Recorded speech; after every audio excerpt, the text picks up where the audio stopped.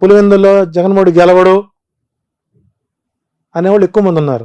So కుటుంబ సభ్యులే ఓడించడానికి సిద్ధంగా ఉన్నారు. కానీ అక్కడ విఘ్నత ఉన్నటువంటి రాజకీయ నాయకులు, ప్రతి ఓటర్ ఒక రాజకీయ నాయకుడు అనండి. ఒక కామన్ పీపుల్ దగ్గర మనం మైకి పెడితే వాళ్ళు చెప్పేటువంటి రాజకీయ సూక్తులు మనం పనికిరామండి. వాళ్ళు ఉత్తమ జర్నలిస్టులు అందరూ ఎవరంటే పులివెందుల పాపులేషన్ అండి. సో మెజారిటీ తగ్గిస్తారేమో కానీ ఓటమిని మాత్రం పులివెందుల ప్రజలు అంగీకరించరు. సో అక్కడ విజయం అనేటువంటిది నల్లేరుపై బండి నడకి. సో జగన్కి 90,000 నుంచి 1,00,000 ఓట్ల మెజారిటీతో అక్కడ గెలిచే అవకాశాలు ఎక్కువ ఉంటాయి. ఓకే, అదే కడప పార్లమెంట్ నుంచి షర్మిల ఎంపీగా పోటీ చేస్తానని చెప్పి ప్రకటించారు.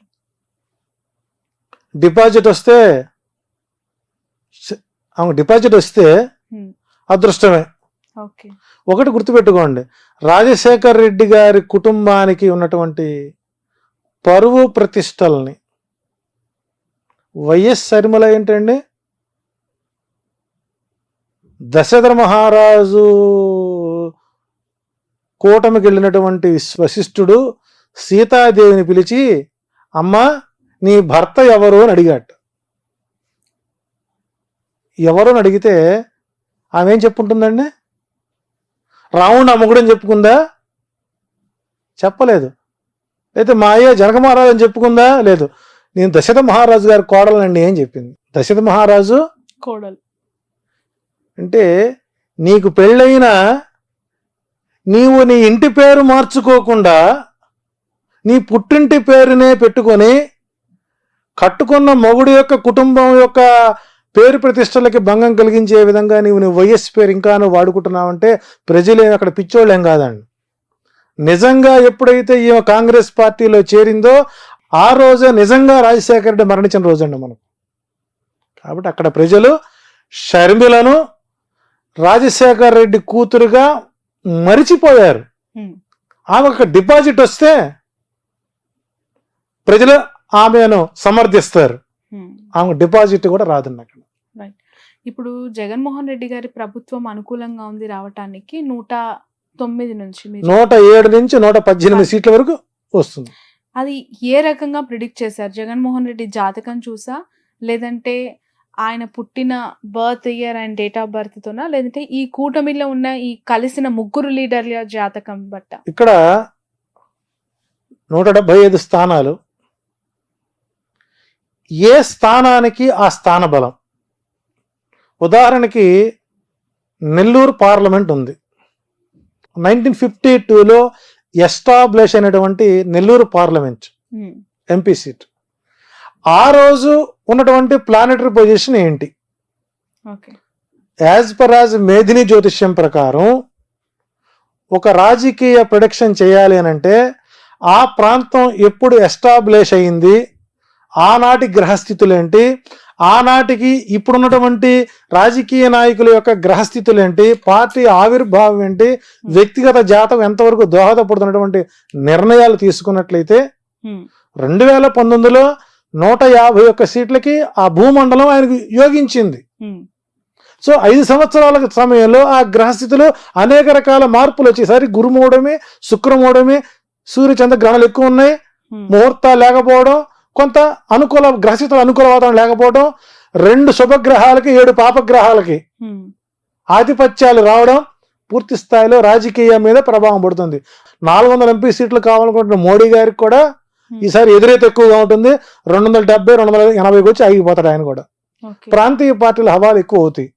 సో కాబట్టి ఒక నియోజకవర్గంలో విజయ అవకాశాలు నిర్ధారణ చేయాలంటే ప్లస్ ఆ ప్రాంతంలో ఉండేటువంటి రేఖాగణితం మీద, లాంగ్ లాచిట్యూడ్ మీద, ఆ వ్యక్తి యొక్క అభిప్రాయం, ఆ పార్టీ యొక్క బలం ఆ ప్రాంతాన్ని క్రోడీకరించుకున్నప్పుడు మాత్రం చేయం. కాబట్టి రూరల్ ప్రాంతాలు ఏవైతే సముద్ర తీర ప్రాంతాలు ఉన్నటువంటి 900 కిలోమీటర్లు ఏవైతే ఉన్నాయో, రేడియేషన్ అవుతుందో, సముద్ర మట్టానికి 180 అడుగులు ఎత్తున్నటువంటి ప్రాంతాలు ఏవైతే ఉన్నాయో, ఇవన్నీ కూడా జగన్మోహన్ రెడ్డికి మేజర్ ప్లస్గా మారుతున్నాయి. కాబట్టి విజయం, పార్టీ విజయానికి అవకాశాలు ఎక్కువగా ఉన్నాయి. సో ప్రతికూల వాతావరణంలో ఈ రోజున కనుక ఇప్పటికిప్పుడు చంద్రబాబు నాయుడు గారు లింగమనేని రమేష్ ఇల్లు గనక వదిలేసి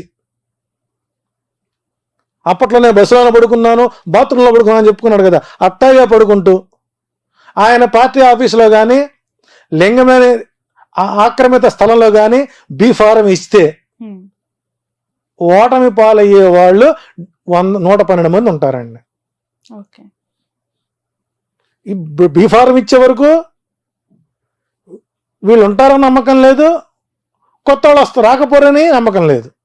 సో కాబట్టి మేదిన జ్యోతిషం ప్రకారం జగన్మోహన్ రెడ్డి డైమండ్ షేప్లో ఆయన వజ్ర వ్యూహాన్ని అవలంబిస్తున్నారు. ఆ వజ్ర వ్యూహం ఎఫెక్ట్ ప్రతిపక్ష కూటమిపై పడింది కాబట్టి ప్రతిపక్ష కూటమి ఎనబలు చేసేటువంటి తప్పులే జగన్మోహన్ రెడ్డి విజయానికి పునాదులు అవుతాయని చెప్పచ్చు. సింపుల్గా చెప్పాలంటే వాలంటరీ వ్యవస్థ. నిన్నటిదాకా ప్రభుత్వపు సర్వెంట్స్, ఈ రోజున వాళ్ళు ఇండిపెండెంట్ క్యాండిడేట్స్.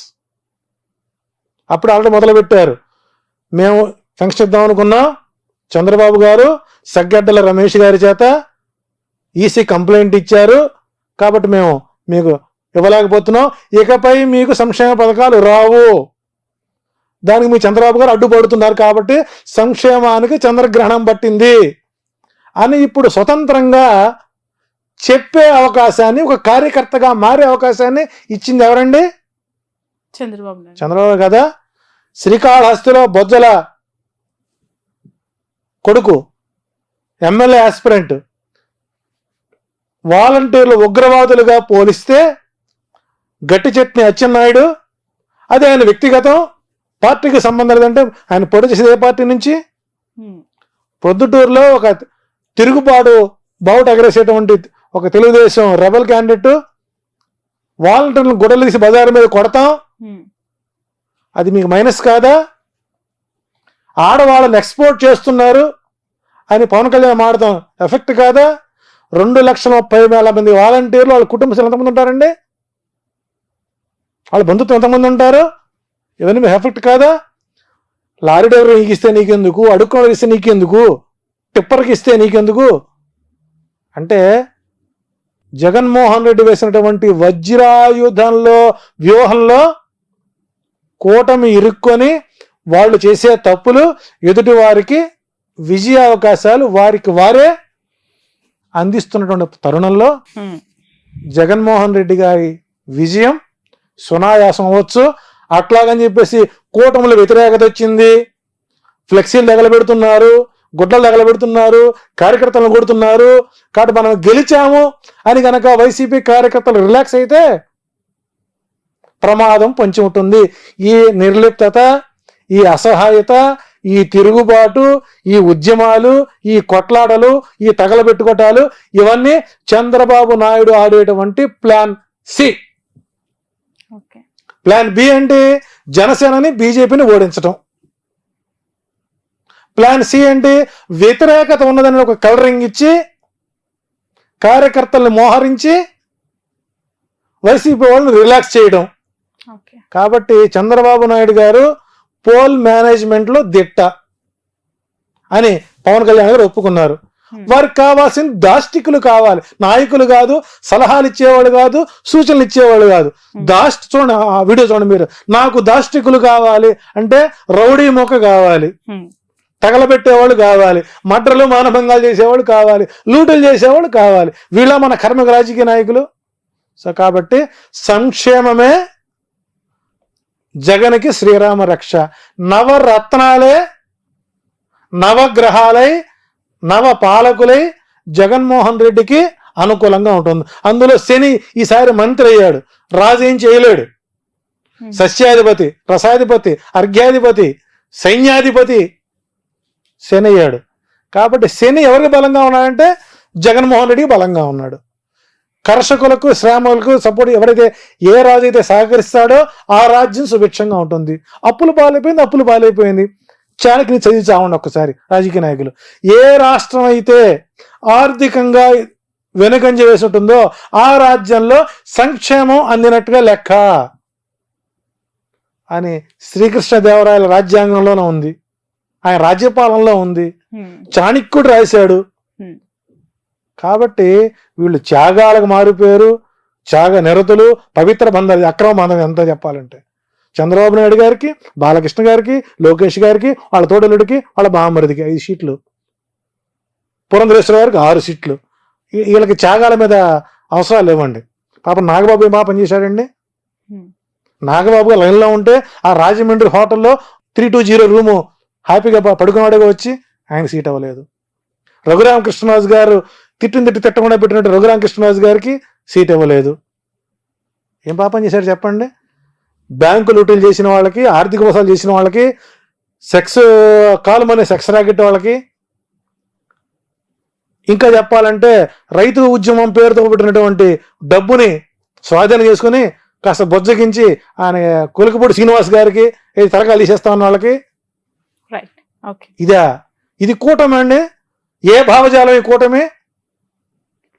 కాబట్టి ఇవన్నీ ప్రజలు గమనిస్తున్నారు. మొట్టమొదట ఎప్పుడైతే ఫంక్షన్లు ఆపారో 1వ తారీఖున, అది దానివల్ల మరికొంత ఓటు బ్యాంకుని వైసీపీ తెచ్చుకుంటోంది. కాబట్టి ఎదుటివాడి చేసే తప్పులు పక్కవాడికి లాభాలు అవుతాయంటంలో ఇదే తార్కాణం. థ్యాంక్ యూ సో మచ్ అండి జీవలన్ గారు, మీ అభిప్రాయాన్ని తెలియజేసినందుకు. ఎందుకంటే మేధిని జ్యోతిషం అనేది చాలా కొత్త, దాని ద్వారా గెలుపోటములు వివరించారు ఇంతవరకు. ఏ నియోజకవర్గంలో ఎవరికి ఏ విధంగా ఉంది, విజయం ఎవరికి దక్కబోతుంది అనేది చూద్దాం. రాబోయే రోజుల్లో ఎన్నికలు అవుతాయి, రిజల్ట్ వస్తుంది. మీరు అన్న జ్యోతిష్యంలో మీరు అనుకున్న అభిప్రాయం నిజమవుతుందా కాదా అనేది కూడా చూస్తాం. Thank you so much for your valuable time. ఇది జీవీఎల్ఎన్ ఆచార్యులు గారితో స్పెషల్ ఇంటర్వ్యూ. ఆయన గత కొన్ని సంవత్సరాలుగా జ్యోతిష్య పరంగా అనేక విషయాలపైన తన అభిప్రాయాన్ని చెప్తూ వస్తున్నారు. రాబోతున్న 2024 ఏపీ ఎన్నికలకి సంబంధించి చాలా క్రూషియల్ సీట్స్, చాలా ఇంపార్టెంట్ కాన్స్టిట్యున్సీస్, పిఠాపురం, కుప్పం, పులివెందుల, మంగళగిరి, హిందూపురం, నగరి, ఇలాంటి నియోజకవర్గాల పైన తన అభిప్రాయాన్ని తెలియజేశారు. అక్కడున్న రియాలిటీస్ అన్ని కూడా ఏ విధంగా ఉంటాయో వివరించారు. సో ఈ జ్యోతిష పరంగా వచ్చిన ఆన్సర్ రేపు రియాలిటీకి ఎంతవరకు దగ్గర అవుతుంది, మ్యాచ్ అవుతుంది అనేది కూడా చూద్దాం. That's all for now. చూస్తూనే ఉండండి క్యూబ్ టీవీ నెట్వర్క్.